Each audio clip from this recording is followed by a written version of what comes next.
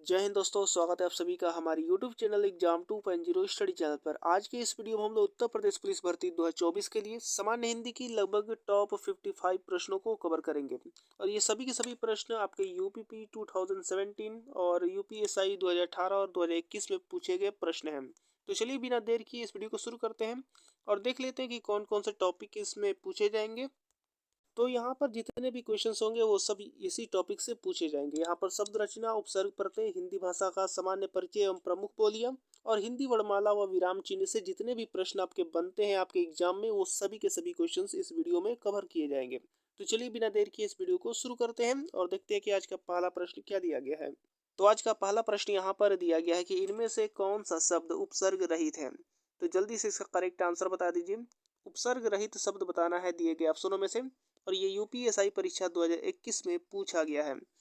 तो जल्दी से इसका करेक्ट आंसर बताइए। तो इसका करेक्ट आंसर हो जाएगा ऑप्शन नंबर डी यानी क्रोध। क्रोध जो है वो उपसर्ग रहित है। अगला प्रश्न देखते हैं और इसी तरीके हम लोग फास्ट रिवीजन करते चले जाएंगे और आप लोग फास्ट से फास्ट आंसर बताते चलिएगा। तो चलिए देखते हैं। दूसरा यहाँ पर दिया गया है कि सदाचार शब्द में कौन सा उपसर्ग प्रयुक्त है। तो बताइए इसका करेक्ट आंसर। तो इसका करेक्ट आंसर हो जाएगा ऑप्शन नंबर बी यानी सत्य। अगला प्रश्न देखते हैं 125 नंबर। यह भी यूपीएसआई परीक्षा 2021 में पूछा गया है। पढ़ने वाले में किस प्रत्यय का प्रयोग हुआ है। आपको बताना है पढ़ने वाले में किस प्रत्यय का प्रयोग हुआ है। तो इसका करेक्ट आंसर हो जाएगा दिए गए ऑप्शनों में से ऑप्शन नंबर सी यानी कृदंत। अगला प्रश्न देखते हैं 126 नंबर। अब यहाँ पर 126 नंबर दिया गया है कि अतीव शब्द में कौन सा उपसर्ग प्रयुक्त है। आपको बताना है कि अतीव शब्द में कौन सा उपसर्ग जो है वो प्रयुक्त है। तो इसका करेक्ट आंसर हो जाएगा ऑप्शन नंबर ए यानी अति। अति जो है यहाँ पर उपसर्ग प्रयुक्त है अतीव में। अगला प्रश्न देखते हैं 127 नंबर। यहाँ पर 127 नंबर दिया गया है कि प्रत्युत्पन्नमति शब्द में कौन सा उपसर्ग प्रयुक्त है। तो बताइए प्रत्युत्पन्नमति में कौन सा उपसर्ग प्रयुक्त है। तो इसका करेक्ट आंसर हो जाएगा ऑप्शन नंबर बी यानी प्रति। अगला प्रश्न 128 नंबर। यहाँ पर दिया गया कि उपसर्ग इनमें से कहाँ जोड़ा जाता है।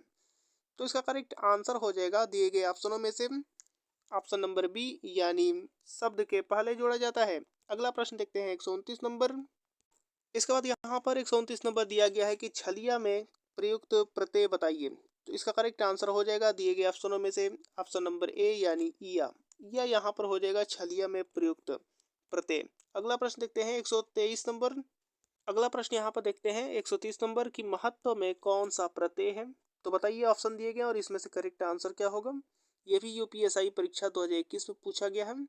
तो इसका करेक्ट आंसर हो जाएगा ऑप्शन नंबर सी यानी त्व।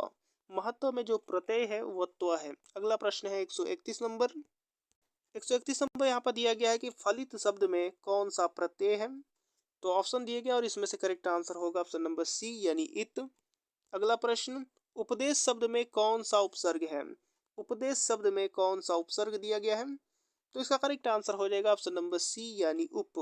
उप जो है यहाँ पर उपसर्ग है उपदेश में। अगला प्रश्न देखते हैं।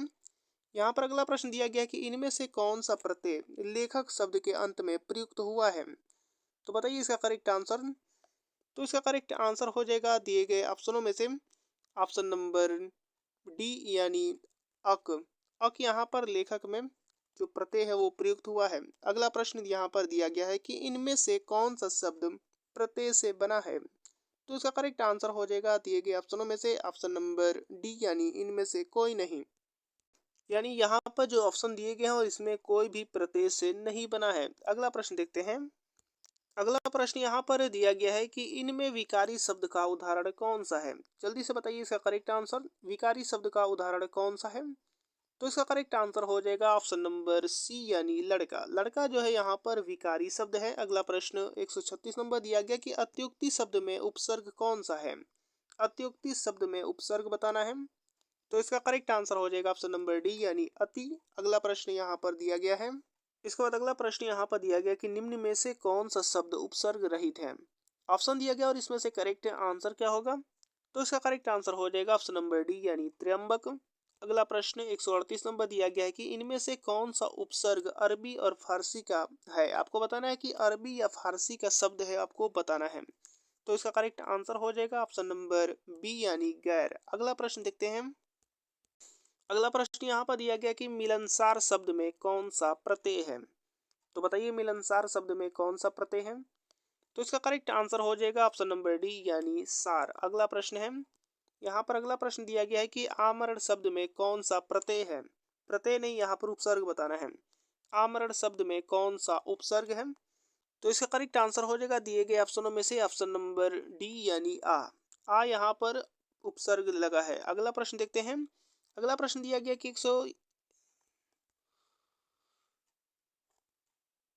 इसके बाद अगला प्रश्न यहाँ पर 140 नंबर दिया गया कि आमरण शब्द में कौन सा उपसर्ग है? तो बताइए इसका करेक्ट आंसर। यूपीएसआई 2021 में पूछा गया है। तो आमरण शब्द में जो उपसर्ग है वो आ है, यानी ऑप्शन नंबर डी करेक्ट हो जाएगा। अगला प्रश्न 141 नंबर दिया गया कि नैतिक शब्द में कौन सा प्रत्यय है? तो इसका करेक्ट आंसर हो जाएगा ऑप्शन नंबर डी यानी इक। अगला प्रश्न यहाँ पर 142 नंबर दिया गया कि एन वक्त शब्द में कौन सा उपसर्ग है? एन वक्त शब्द में कौन सा उपसर्ग है? तो इसका करेक्ट आंसर हो जाएगा ऑप्शन नंबर डी यानी एन। अगला प्रश्न देखते हैं 143 नंबर। यहाँ पर 143 नंबर दिया गया है कि किस शब्द में उपसर्ग नहीं लगा है? ऑप्शन दे रखा है और इसमें से करेक्ट आंसर बताइए। तो इसका करेक्ट आंसर हो जाएगा ऑप्शन नंबर सी यानी सुरेश। सुरेश शब्द में उपसर्ग नहीं लगा है। अगला प्रश्न देखते हैं। अगला प्रश्न यहाँ पर दिया गया है कि स्रोत की दृष्टि से शब्दों को कितने भागों में बांटा जा सकता है? तो स्रोत की दृष्टि से बताना है शब्दों को कितने भागों में बांटा जा सकता है।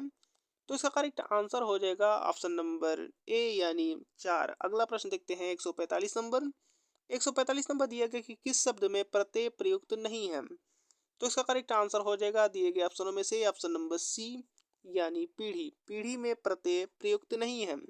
अगला प्रश्न यहाँ पर 146 नंबर दिया गया है कि इनमें से कनिष्ठ शब्द में कौन सा प्रत्यय प्रयुक्त हुआ है? तो जल्दी से इसका करेक्ट आंसर बताइए। तो इसका करेक्ट आंसर हो जाएगा दिए गए ऑप्शनों में से कनिष्ठ शब्द में प्रत्यय जो प्रयोग हुआ है वो इष्ट है। अगला प्रश्न देखते हैं 147 नंबर। 147 नंबर दिया गया है कि इनमें से कौन सा शब्द उपसर्ग रहित है? तो जल्दी से इसका करेक्ट आंसर बताइए। तो इसका करेक्ट आंसर हो जाएगा ऑप्शन नंबर डी यानी सुरेश। सुरेश जो है वो उपसर्ग रहित है। अगला प्रश्न देखते हैं। अब अगला प्रश्न यहाँ पर दिया गया कि निम्नलिखित में से कौन सा उपसर्ग उर्दू का नहीं है? तो इसका करेक्ट आंसर हो जाएगा दिए गए ऑप्शनों में से ऑप्शन नंबर सी यानी उन। उन जो है ये उपसर्ग उर्दू का नहीं है। अगला प्रश्न देखते हैं। अगला प्रश्न दिया गया कि अल्पायु में कौन सा प्रत्यय है? तो इसका करेक्ट आंसर क्या होगा? अल्पायु में प्रत्यय बताना है तो ऑप्शनों में से करेक्ट आंसर हो जाएगा ऑप्शन नंबर सी यानी आयु। अगला प्रश्न देखते हैं 275 नंबर। तो यहाँ पर 275 नंबर दिया गया है कि इनमें से धड़ाक में कौन सा प्रत्यय है? तो इसमें से करेक्ट आंसर हो जाएगा दिए गए ऑप्शनों में से ऑप्शन नंबर बी यानी आक। अगला प्रश्न है यहाँ पर 276 नंबर की पुरातन शब्द में कौन सा उपसर्ग है? तो पुरातन में उपसर्ग बताना है तो इसका करेक्ट आंसर हो जाएगा ऑप्शन नंबर ए यानी पूरा। अगला प्रश्न देखते हैं। अगला प्रश्न यहाँ पर दिया गया है कि कुलीन शब्द में कौन सा प्रत्यय है? तो जल्दी से इसका करेक्ट आंसर बताइए। तो इसका करेक्ट आंसर हो जाएगा दिए गए ऑप्शनों में से ऑप्शन नंबर ए यानी इन। अगला प्रश्न यहाँ पर 278 नंबर दिया गया कि किस शब्द में उपसर्ग नहीं है? उपसर्ग नहीं है वो शब्द बताना है दिए गए ऑप्शनों में से। तो इसका करेक्ट आंसर हो जाएगा ऑप्शन नंबर सी यानी ओढ़ना। इसके बाद अगला प्रश्न यहाँ पर 279 नंबर दिया गया कि कथनीय शब्द में कौन सा प्रत्यय है? तो इसका करेक्ट आंसर क्या होगा दिए गए ऑप्शनों में से? तो इसका करेक्ट आंसर हो जाएगा ऑप्शन नंबर बी यानी कथनीय शब्द में जो प्रत्यय है वो ईय है। अगला प्रश्न देखते हैं। यहाँ पर अगला प्रश्न यहाँ पर दिया गया है कि पश्चिमी हिंदी का विकास किस अपभ्रंश से हुआ है? तो इसका करेक्ट आंसर क्या होगा जल्दी से बताइए। तो इसका करेक्ट आंसर हो जाएगा ऑप्शन नंबर बी यानी सौरसेनी अपभ्रंश से हुआ है। अगला प्रश्न यहाँ पर दिया गया है अधिकतर भारतीय भाषाओं का विकास किस लिपि से हुआ है? तो इसका करेक्ट आंसर हो जाएगा दिए गए ऑप्शनों में से ऑप्शन नंबर ए यानी ब्राह्मी लिपि से। अगला प्रश्न 127 नंबर दिया गया है कि इनमें से कौन सी भाषा संस्कृत भाषा की अपभ्रंश है? तो इसका करेक्ट आंसर हो जाएगा ऑप्शन नंबर बी यानी पाली। अगला प्रश्न 128 नंबर दिया गया है कि राजभाषा संबंधी प्रावधानों का उल्लेख भारतीय संविधान के किस अनुच्छेद में है? तो इसका करेक्ट आंसर हो जाएगा दिए गए ऑप्शनों में से ऑप्शन नंबर सी यानी 343 से 351। इसके बाद अगला प्रश्न हम देखते हैं। अगला प्रश्न दिया गया है कि हिंदी भाषा कौन सी लिपि में लिखते हैं? तो इसका करेक्ट आंसर हो जाएगा ऑप्शन नंबर डी यानी देवनागरी लिपि में लिखते हैं।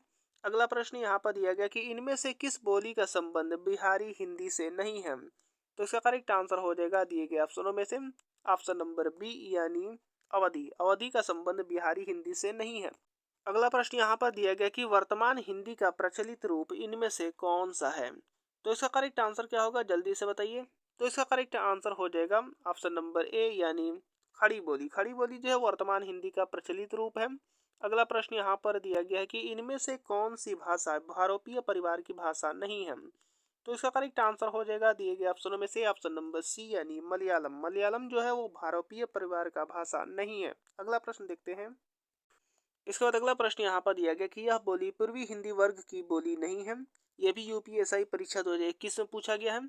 तो जल्दी से इसका करेक्ट आंसर बताइए। यह बोली पूर्वी हिंदी वर्ग की बोली नहीं है। तो इसका करेक्ट आंसर हो जाएगा ऑप्शन नंबर ए यानी बुंदेली।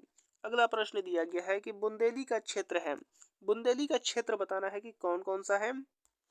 तो ऑप्शनों में से यहाँ पर करेक्ट आंसर हो जाएगा ऑप्शन नंबर बी यानी झांसी, जालौन और दतिया बुंदेली का क्षेत्र है। 148 नंबर दिया गया कि कौन सी भाषा 8वीं अनुसूची में शामिल नहीं है। तो ऑप्शनों में से करेक्ट आंसर हो जाएगा ऑप्शन नंबर सी यानी मीजो। अगला प्रश्न दिया गया यहाँ पर त्रिपुरा राज्य की राजभाषा कौन सी है। तो इसका करेक्ट आंसर हो जाएगा ऑप्शन नंबर ए यानी बंगला। अगला प्रश्न देखते हैं। अगला प्रश्न यहाँ पर दिया गया है कि 11वां विश्व हिंदी सम्मेलन किस वर्ष में संपन्न हुआ था। तो इसका करेक्ट आंसर हो जाएगा ऑप्शन नंबर ए यानी 2018 में 11वां वर्ष हिंदी सम्मेलन संपन्न हुआ था। अगला प्रश्न यहाँ पर दिया गया है कि 14 सितंबर को किस दिवस के रूप में मनाया जाता है। तो इसका करेक्ट आंसर हो जाएगा ऑप्शन नंबर ए यानी हिंदी दिवस के रूप में। अगला प्रश्न देखते हैं 152 नंबर। यहाँ पर 152 नंबर दिया गया है कि इनमें से कौन सी भाषा भारतीय संविधान की 8वीं अनुसूची में शामिल नहीं है। यूपीएसआई परीक्षा 2024 में 2021 में पूछा गया प्रश्न है। तो इसका करेक्ट आंसर हो जाएगा ऑप्शन नंबर बी यानी छत्तीसगढ़ी। अगला प्रश्न दिया गया यहाँ पर 153 नंबर की इनमें से कौन सी भाषा द्रविड़ भाषा नहीं है। तो इसका करेक्ट आंसर हो जाएगा ऑप्शन नंबर डी यानी सौराष्ट्र। अगला प्रश्न यहाँ पर दिया गया है कि वैज्ञानिक तथा तकनीकी शब्दावली आयोग भारत सरकार के किस मंत्रालय के तहत है। तो इसका करेक्ट आंसर हो जाएगा ऑप्शन नंबर सी यानी शिक्षा मंत्रालय के तहत है। अगला प्रश्न यहाँ पर दिया गया है कि भारतीय संविधान के किस अनुच्छेद में उच्चतम न्यायालय और उच्च न्यायालयों की कार्यवाहियों में प्रयुक्त भाषा के संबंध में उल्लेख है। तो इसका करेक्ट आंसर हो जाएगा ऑप्शन नंबर डी यानी 348। अगला प्रश्न देखते हैं। अगला प्रश्न यहाँ पर दिया गया है कि पहला विश्व हिंदी सम्मेलन किस वर्ष संपन्न हुआ था। तो इसका करेक्ट आंसर बताना है। तो इसका करेक्ट आंसर हो जाएगा ऑप्शन नंबर सी यानी 1975 में पहला विश्व हिंदी सम्मेलन संपन्न हुआ था। अगला प्रश्न यहाँ पर दिया गया कि देवनागरी लिपि मूलतः क्या है। तो इसका करेक्ट आंसर हो जाएगा ऑप्शन नंबर डी यानी अक्षरात्मक है। और इसके बाद अगला प्रश्न यहाँ पर दिया गया है 158 नंबर की इनमें से किस राज्य में सबसे पहले देवनागरी लिपि का प्रयोग हुआ है। तो इसका करेक्ट आंसर हो जाएगा ऑप्शन नंबर ए यानी गुजरात में। इसके बाद अगला प्रश्न हम देखते हैं। अगला प्रश्न यहाँ पर दिया गया है कि भारतीय भाषा परिषद कहाँ पर स्थित है। तो इसका करेक्ट आंसर हो जाएगा ऑप्शन नंबर ए यानी कोलकाता में भारतीय भाषा परिषद स्थित है।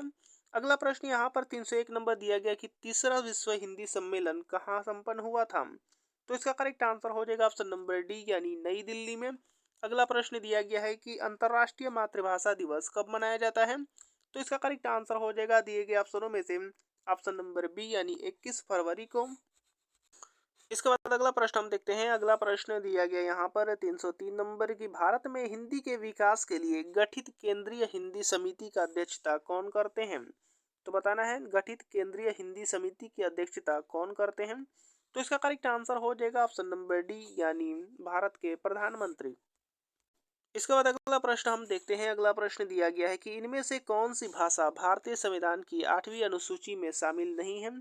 तो इसका करेक्ट आंसर हो जाएगा ऑप्शन नंबर सी यानी भोजपुरी। इसके बाद अगला प्रश्न यहाँ पर 305 नंबर दिया गया है कि हिंदी अनुवादकों हिंदी अधिकारियों को प्रशिक्षित करने तथा सरकारी दस्तावेजों के अनुवाद कार्य में संलग्न केंद्रीय अनुवाद ब्यूरो किस विभाग के तहत कार्यरत है। तो बताना है किस विभाग के तहत कार्यरत है। तो इसका करेक्ट आंसर हो जाएगा ऑप्शन नंबर ए यानी राजभाषा विभाग के। अगला प्रश्न देखते हैं। इसके बाद अगला प्रश्न यहाँ पर हिंदी वर्णमाला और विराम चिन्हों से प्रश्न पूछे जाएंगे। तो यहाँ पर दिया गया है कि समानाधिकरण शब्दों के माध्यम में किस विराम चिन्ह का प्रयोग होता है। ये भी यूपीएसआई परीक्षा 2021 में पूछा गया है। तो इसका करेक्ट आंसर हो जाएगा दिए गए ऑप्शनों में से ऑप्शन नंबर बी यानी अल्प विराम का प्रयोग होता है। अगला प्रश्न यहाँ पर देखते हैं। अगला प्रश्न यहाँ पर दिया गया है कि अरे तुम आ गए, इसमें अरे के बाद कौन सा चिन्ह प्रयोग किया गया है।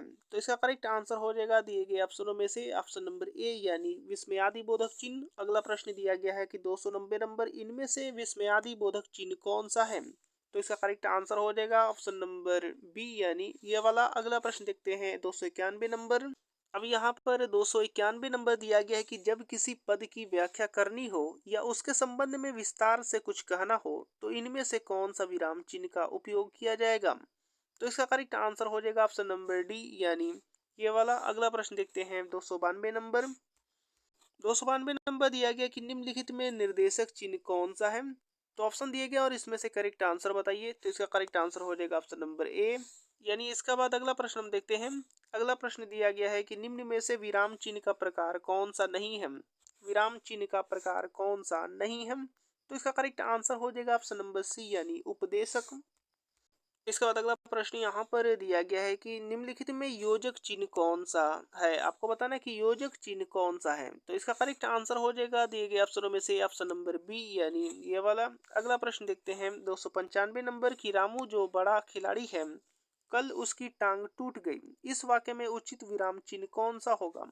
तो इसका करेक्ट आंसर हो जाएगा ऑप्शन नंबर बी यानी अल्प विराम। इसके बाद अगला प्रश्न हम देखते हैं। अगला प्रश्न दिया गया है कि विस्मयादि बोधक चिन्ह कौन सा है। तो जल्दी से इसका करेक्ट आंसर बताइए, विस्मयादि बोधक चिन्ह कौन सा है। तो इसका करेक्ट आंसर हो जाएगा दिए गए ऑप्शनों में से ऑप्शन नंबर बी यानी ये वाला। अगला प्रश्न देखते हैं। इसके बाद अगला प्रश्न यहाँ पर दिया गया है कि कौन सा वर्ड पंचमाक्षर है। आपको बताना है कि पंचमाक्षर कौन सा वर्ड है जो दिया गया है ऑप्शन उसमें से। तो इसका करेक्ट आंसर क्या होगा। तो इसका करेक्ट आंसर बताइए। तो इसका करेक्ट आंसर हो जाएगा दिए गए ऑप्शनों में से ऑप्शन नंबर ए यानी म। म जो है यहाँ पर पंचमाक्षर है। अगला प्रश्न यहाँ पर दिया गया है कि निम्नलिखित में से किस व्यंजन का उच्चारण तालु से होता है। तालु से होता है वो शब्द बताना है यानी वो वर्ड बताना है। तो इसका करेक्ट आंसर हो जाएगा दिए गए ऑप्शनों में से ऑप्शन नंबर सी यानी ज। इसके बाद अगला प्रश्न यहाँ पर दिया गया है कि निम्नलिखित में से कौन सा उष्म व्यंजन है। उष्म व्यंजन बताना है दिए गए ऑप्शनों में से। तो इसका करेक्ट आंसर हो जाएगा ऑप्शन नंबर डी यानी ह। अगला प्रश्न यहाँ पर दिया गया है कि अनुनासिक स्वरों का उच्चारण स्थल कौन सा है। तो इसका करेक्ट आंसर हो जाएगा ऑप्शन नंबर ए यानी नाक और मुंह। अगला प्रश्न देखते हैं। अगला प्रश्न यहाँ पर दिया गया है कि मूर्धन्य अल्प प्राण अघोष व्यंजन और वर्ण का उदाहरण कौन सा है। यानी आपको बताना है कि मूर्धन्य अल्प प्राण और अघोष व्यंजन वर्ण का उदाहरण कौन सा है। तो इसका करेक्ट आंसर हो जाएगा दिए गए ऑप्शनों में से ऑप्शन नंबर सी यानी ट। अगला प्रश्न यहाँ पर देखते हैं 234 नंबर। 234 नंबर यहाँ पर दिया गया कि किसका उच्चारण स्थान दंत है। तो दंत जो बताना है कि दंत किसका उच्चारण स्थान है। तो ऑप्शन दिए गए और इसमें से करेक्ट आंसर हो जाएगा ऑप्शन नंबर बी यानी न। अगला प्रश्न यहाँ पर दिया गया कि इनमें से री क्या है। आपको बताना है कि री क्या है इनमें से। तो दिए गए ऑप्शन और इसमें से करेक्ट आंसर हो जाएगा ऑप्शन नंबर बी यानी संयुक्त व्यंजन है। इसके बाद अगला प्रश्न यहाँ पर दिया गया है कि प वर्ग का उच्चारण स्थल क्या है। प वर्ग का उच्चारण स्थल बताना है। तो इसका करेक्ट आंसर हो जाएगा ऑप्शन नंबर डी यानी ओष्ठ्यम। अगला प्रश्न यहाँ पर दिया गया है कि अर्ध विराम का चिन्ह कौन सा माना जाता है। तो इसका करेक्ट आंसर हो जाएगा दिए गए ऑप्शनों में से ऑप्शन नंबर बी यानी ये वाला अर्ध विराम चिन्ह का माना जाता है अर्धविराम चिन्ह। अगला प्रश्न देखते हैं। इसके बाद अगला प्रश्न यहाँ पर दिया गया कि मूर्धन्य अल्प प्राण अघोष वर्ण का उदाहरण कौन सा है। तो ऑप्शन यहाँ पर दे रखा है और इसमें से करेक्ट आंसर हो जाएगा ऑप्शन नंबर बी यानी ट के नीचे यहाँ पर हलंत है। अगला प्रश्न यहाँ पर दिया गया है 214 नंबर की तालव्य महाप्राण और घोष वर्ण का उदाहरण कौन सा है। तो इसका करेक्ट आंसर हो जाएगा तालव्य महाप्राण और घोष वर्ण का जो उदाहरण है वो ऑप्शन नंबर सी हो जाएगा यानी झ। झ के नीचे हलंत। अगला प्रश्न यहाँ पर दिया गया कि 215 नंबर घ ग यहाँ पर ड ठ और त इनमें कितने अघोष व्यंजन हैं। अघोष व्यंजन बताना है। तो इसका करेक्ट आंसर हो जाएगा ऑप्शन नंबर सी यानी 2। अगला प्रश्न देखते हैं। अगला प्रश्न यहाँ पर दिया गया है कि कंठ महाप्राण घोष व्यंजन वर्ण का उदाहरण कौन सा है। तो कंठ महाप्राण घोष व्यंजन का उदाहरण बताना है। तो इसका करेक्ट आंसर हो जाएगा ऑप्शन नंबर सी यानी घ के नीचे हलंत। अगला प्रश्न यहाँ पर दिया गया है 217 नंबर की, निम्नलिखित में से कौन सा व्यंजन अघोष है? तो इसका करेक्ट आंसर हो जाएगा ऑप्शन नंबर ए यानी ख। अगला प्रश्न यहाँ पर दिया गया है कि कंठ अल्प प्राण व्यंजन वर्ण का उदाहरण कौन सा है? तो इसका करेक्ट आंसर हो जाएगा दिए गए ऑप्शनों में से ऑप्शन नंबर डी यानी अंग।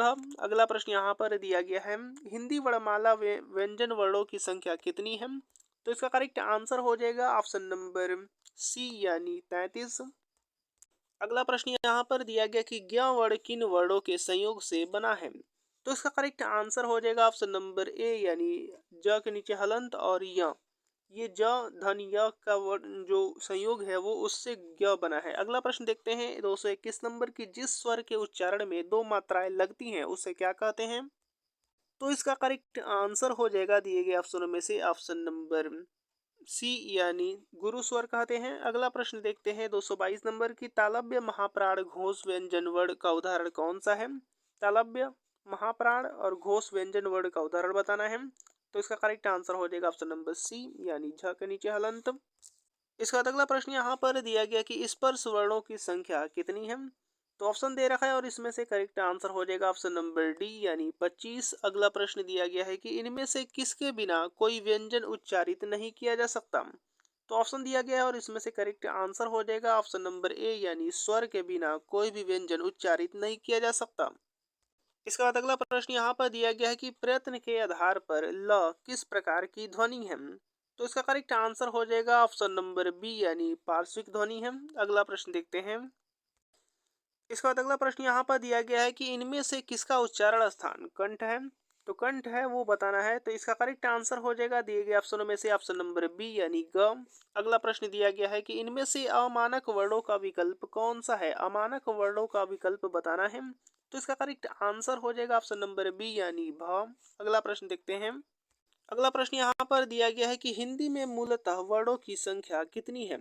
तो इसका करेक्ट आंसर हो जाएगा दिए गए ऑप्शनों में से ऑप्शन नंबर बी यानी 52। 52 जो है यहाँ पर हिंदी में मूलतः वर्णों की संख्या है। अगला प्रश्न देखते हैं। इसका अगला प्रश्न यहाँ पर दिया गया कि उप विराम का चिन्ह इनमें से कौन सा है? तो ऑप्शन दे रखा है और इसमें से करेक्ट आंसर बताइए कि उप विराम का चिन्ह इनमें से कौन सा है? तो इसका करेक्ट आंसर हो जाएगा यहाँ पर ऑप्शन नंबर ए। यहाँ पर उप विराम का चिन्ह है ऑप्शन नंबर ए। अगला प्रश्न यहाँ पर दिया गया है कि कंठोष्ठ दीर्घ स्वर वर्ण का उदाहरण कौन सा है? आपको बताना है कि कंठोष्ठ दीर्घ स्वर वर्ण का उदाहरण कौन सा है? तो इसका करेक्ट आंसर हो जाएगा दिए गए ऑप्शनों में से ऑप्शन नंबर बी यानी औ। इसके बाद अगला प्रश्न यहाँ पर दिया गया है कि इनमें से किस वर्ण वर्ग का उच्चारण स्थान कंठ यानी तालु है? आपको बताना है कि कंठ और तालु यहाँ पर किस वर्ण वर्ग का उच्चारण है? तो इसका करेक्ट आंसर हो जाएगा दिए गए ऑप्शनों में से ऑप्शन नंबर बी यानी ए। यहाँ पर जो ए है वर्ण वर्ग का उच्चारण स्थान कंठ और तालु है। अगला प्रश्न देखते हैं। अगला प्रश्न यहाँ पर दिया गया कि इनमें से कौन सा व्यंजन दंत ध्वनि है? दंत ध्वनि है वो आपको व्यंजन बताना है। तो इसका करेक्ट आंसर हो जाएगा ऑप्शन नंबर बी यानी तो। अगला प्रश्न दिया गया यहाँ पर 321 नंबर की, इनमें से विवरण चिन्ह कौन सा है? आपको विवरण चिन्ह बताना है कि कौन सा है।